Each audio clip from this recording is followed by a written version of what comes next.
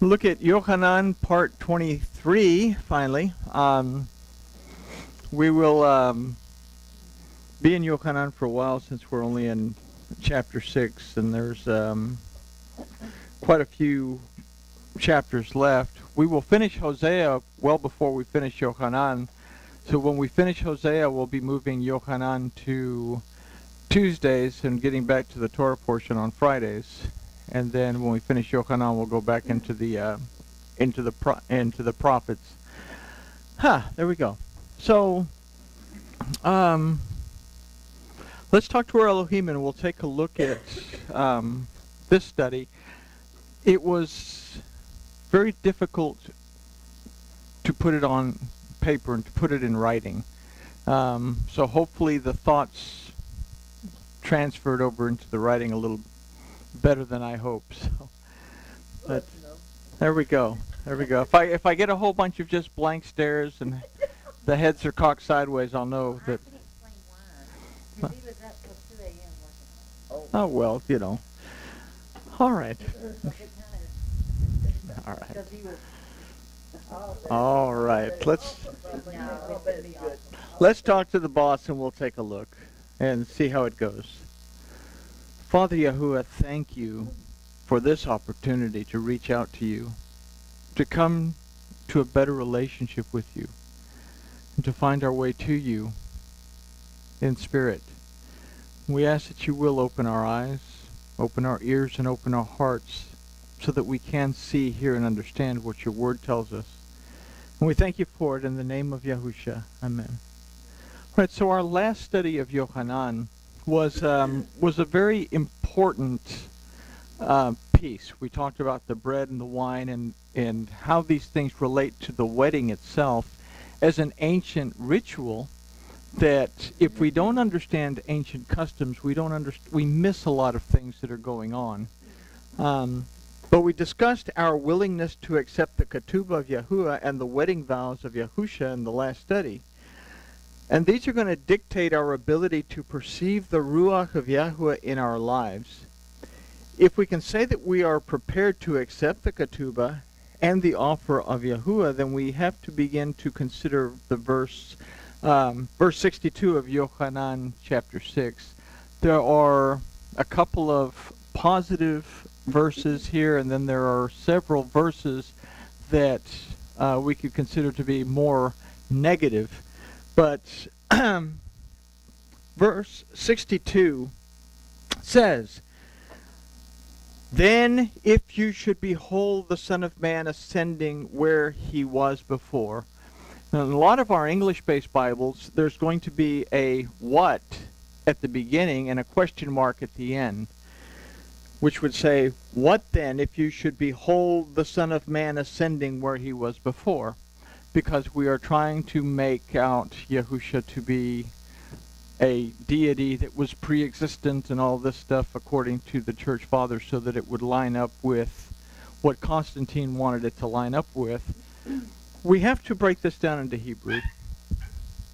Exactly. And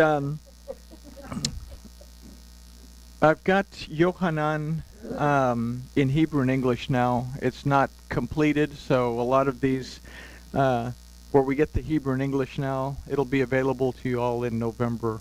I should have the completed Bezoros for everybody. So, all right, but in most Bibles, this verse is posed as a question, and the word "what" is placed in the beginning of the verse.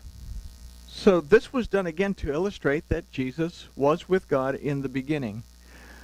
The Hebrew of this verse does not pose a question and has no word for "what."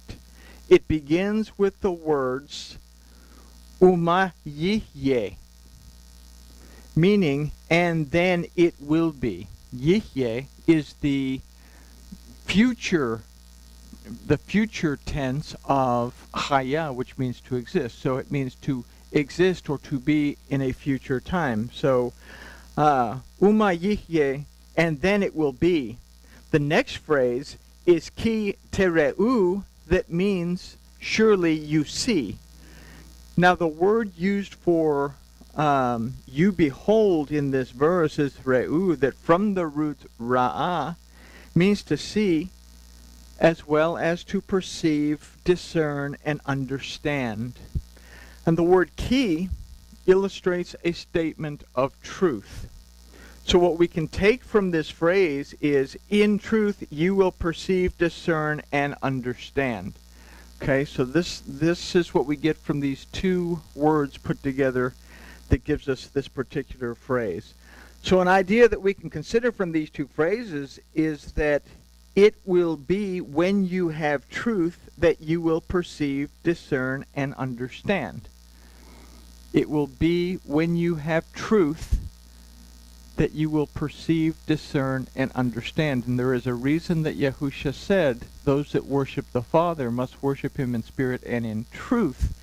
Because what we're going to get in one of the verses here is that the Father shows us, or that Yahusha illustrates to us the Father. And we'll get to that in just a second. But, so an idea that we can consider is it will be when you have the truth that you'll be able to perceive, discern, and understand.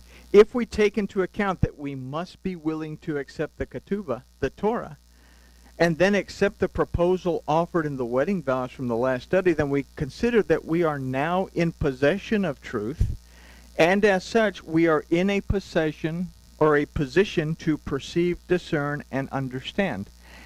If they understood what Yahusha was talking about, when he was talking about the bread and the flesh and the wine and the blood and all this other stuff that freaked a lot of them out because they were looking at it from a topical point of view, if they understood what he was talking about, then they're going to understand the truth, and they're going to be able to understand where he's coming from. And this is going to separate it from those that left him and didn't walk with him anymore, which will break that verse down into itty-bitty pieces, and those that remained with him, which the ones that remained with him we'll actually discuss on the next study. But so let's consider the balance of the verse. The next phrase is et ben ha-adam, which in English we would read as the Son of Man. And again, the Son of Man finds its way throughout the prophets, and it finds its way into the Bazorah of Yahusha specifically, that Yahusha calls himself the Son of Man, and there's a reason for him calling himself the Son of Man, and we're going to look at that here.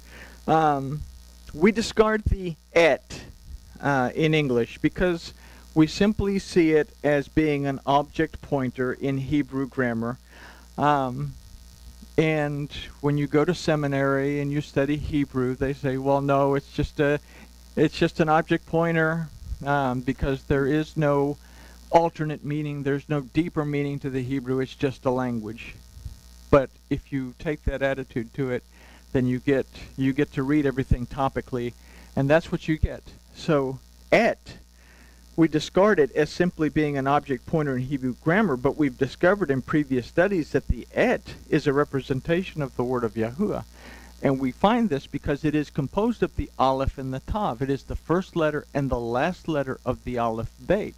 It represents the very word in which creation came into being. And we find that in Bereshit 1:1, where it says, Bereshit bara Elohim et chashamayim va'et haaretz, that in the beginning Elohim created through the aleph and the tav, through his word, the heavens and the earth.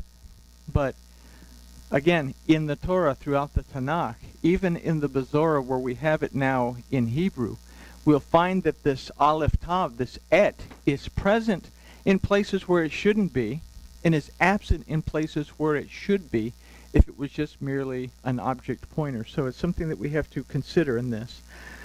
The word ben means son, but comes from the root bana, again, meaning to restore and to establish.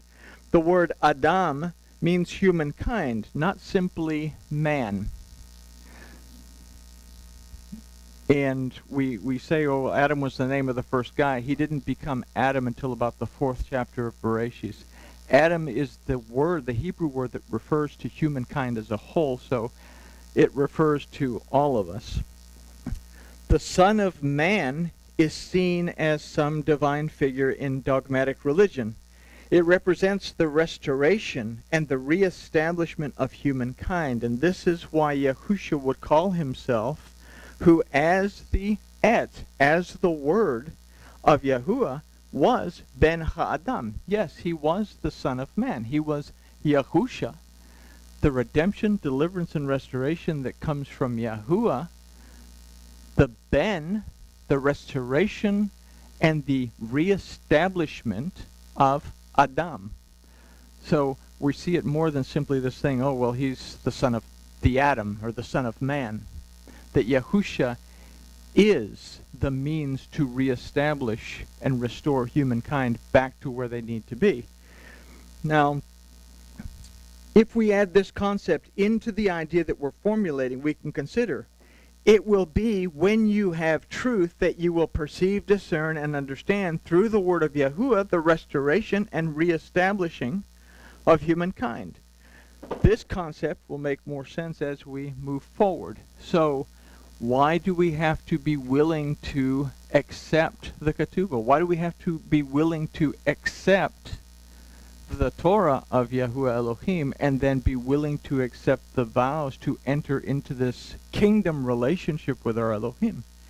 Is so that we will come closer to the truth, and when we come closer to the truth, then as we find, we will be set free. We will be delivered from the bondage of where we're at now and enter into the kingdom as restored and redeemed humans, so to speak. So, this concept will make more sense as we move forward. The word used for ascending in this verse is ole, that from the root Allah also means to be recovered and restored. Because theologically, dogmatically, we want to believe that Jesus as the Son of Man is going to ascend into the heavens, and we're all going to see him ascending into the heavens because he was there with God in the beginning, and he belongs in heaven. And this is the theology that we get, but we miss the whole point. This entire book is written for us to restore and reestablish our relationship with our Elohim that was lost because of sin, because of transgression. So we have to first of all be able to acknowledge truth in order to be able to begin to move into spirit. So ole, Allah, means to be recovered and restored. The word asher means where, but also means in order that. And the word that precedes this is el, that means towards, into, and according to. So the next Hebrew words are hayasham, that mean to be there.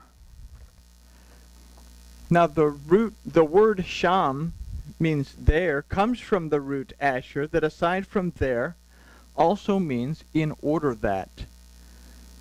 So aside from to be, haya also means to exist. The word used for before is, interestingly enough, panim. And panim also means to be in the presence of something. This word is not describing a place and time, as in this happened before that.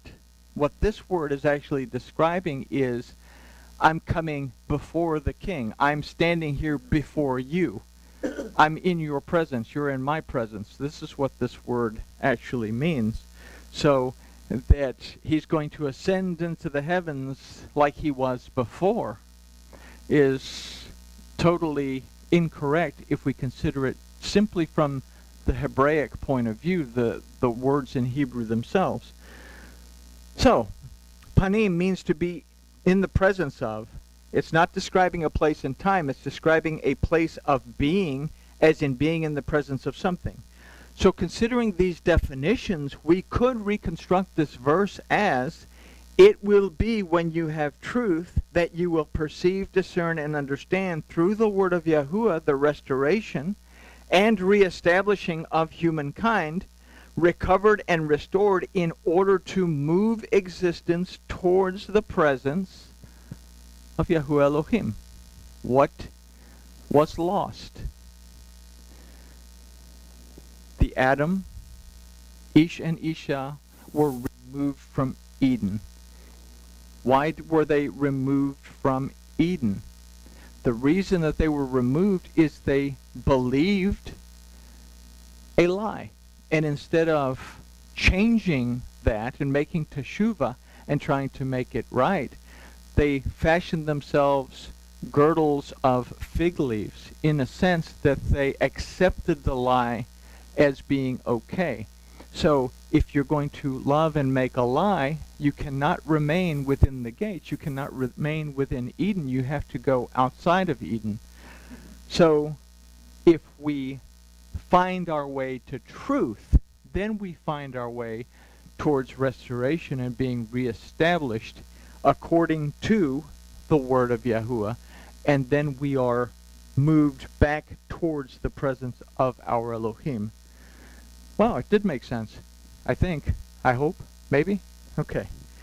So if we take what we've considered in the last study seriously, if we take the concept that we have to accept the Torah and then be willing to accept the proposal of the care and the life itself that comes from Yahuwah Elohim, if we consider this last study seriously, we must consider that in order for us to move towards a restored state of being, once again in the presence of Yahuwah Elohim, we must proceed according to truth of the word of Yahuwah.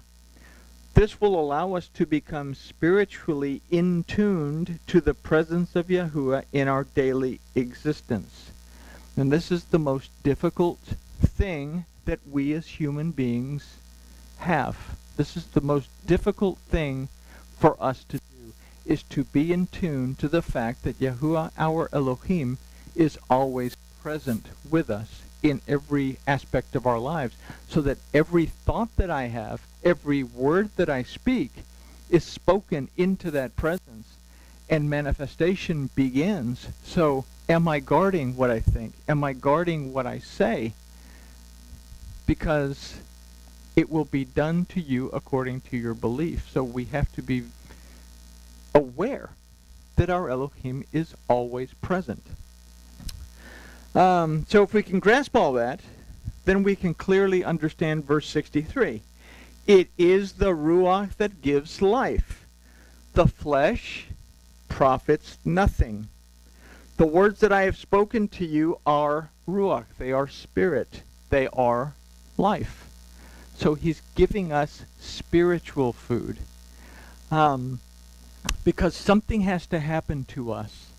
If we are going to say that we have to become like Yahusha, because that's the goal, is for us to be able to mimic that in such a way that we have the same mentality. Consider, this is chapter 8 of Yochanan, verse 23, where he said to them, "You are from below, I am from above. You are from this world, I am not of this world." And this, the mentality that he had, is that he was totally and completely connected to the Father at every waking moment of his life. He was consciously aware that Yahuwah Elohim was present in his life.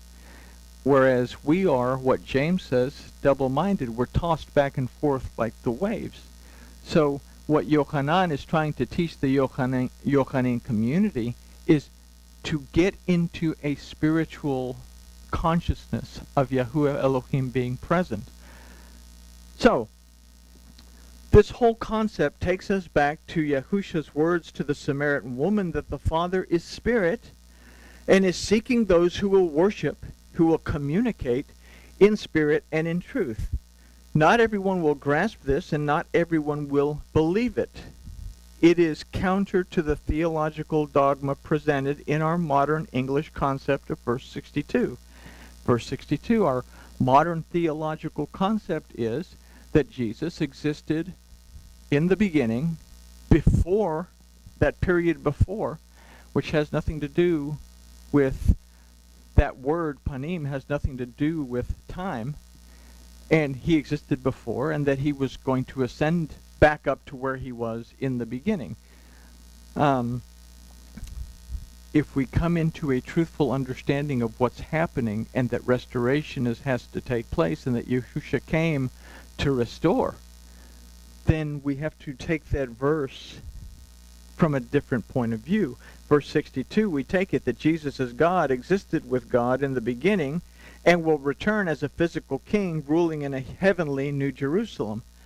And a lot of the dogma goes back and forth, and we have this denomination, this denomination, this denomination, the other 39,000 denominations that don't want to agree on exactly what any of that means. So the lack of belief that we're going to consider in the next verse wasn't so much because of what Yahusha said concerning his flesh and blood.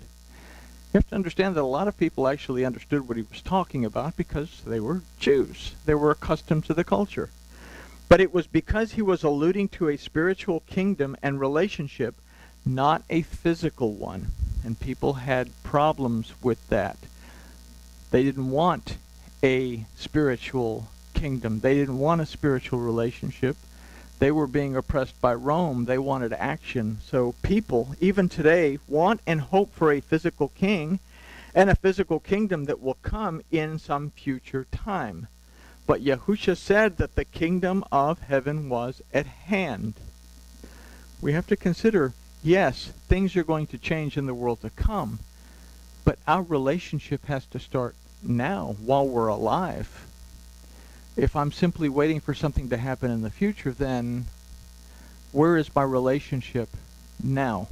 And that's what Yahusha's trying to bring across in what he's talking about throughout Yochanan. So let's consider verse 64 as it begins the antithesis of 62 and 63. And 64 says, "But there are some of you that do not believe. For Yahusha knew from the beginning who they were that did not believe, and who it was that should betray him." Okay, so here we go. We go back to having this supernatural guy that knew in advance that somebody was going to betray him, and knew who it was, and he was going to be betrayed, and all this. But what does all this actually mean for us? So from what we've considered to this point, let's consider a question. In my belief system, or is my belief system based on physical concepts, or is it based in spiritual concepts? And this is a very important question. At the end of it, we're going to put it right up with the other two questions that we've asked. Where are you, and do I believe that Seh HaElohim exists? Is my belief system based in physical concepts, or is it based in spiritual concepts? Did Yahusha say that the Father is seeking those who will worship him in physical and in truth, or is he looking for those that will worship him in spirit and in truth? And here is where we start to really have a problem. We're physical beings. We want to read the storyline and understand, okay, this is what it says and this is the way it was. But we miss the fact that there's a language that it was written in that means so much more than what we get. So, again, the lack of belief that we're going to consider in the next verse wasn't so much because of what Yahusha said concerning his flesh and blood. Oh, we've already talked about that. So, we've asked many questions throughout our study. We began with the first question that Seh HaElohim asked the Adam. He said, "Where are you?" Transgression had taken place, but it was only transgression. It wasn't sin yet. Where are you? What have you done? Are you willing to fess up to it? Are you willing to make teshuvah so that we can work it out and we will change the paradigm and go another direction within the garden? Where are you? We also considered a very important question. Do I believe that Seh HaElohim exists? Which we have to ask ourselves that on a daily basis, because on a daily basis we all, if we're honest with each other, forget that Seh HaElohim exists because we get caught up in our stuff. So in considering these three questions, we must consider the most recent again. Is my belief system based in physical concepts, or is it based in spiritual concepts? We must be able to distinguish between what is theology, history, and dogma that entertains our physical senses and truth that draws us spiritually closer to the presence of our Elohim. This is how we know what betrays our relationship with Yahuwah, our Elohim, and compromises our ability to truthfully perceive, discern, and understand his redemption, deliverance, and restoration. When we catch ourselves looking at things topically and asking questions that really are not really relevant to our relationship, we ask these questions that we want to believe based on the fact that it's simply interesting. That doesn't lead us in a direction of the Father. So there's nothing wrong with looking at things theologically or historically or even dogmatically, but we cannot make that the basis of our relationship with our Elohim, I guess is what I'm trying to say. So this is how we know what betrays our relationship. We could break this verse into 3 parts, each with a question that requires us to consider all the aspects of our relationship with Yahuwah, our Elohim. Are there some of you that do not believe? So what is my belief system based on? Is it theology, history, and dogma? The things that I can easily see. Yahusha knew from the beginning who they were that did not believe. Is my belief system in alignment and in agreement with the Torah and the prophets and ultimately the teachings of Yahusha? Well, how did Yahusha know from the beginning those that did not believe? Well, you have to have a basis of something to believe in so that you'll know whether someone believes in it or not. So we have the Torah.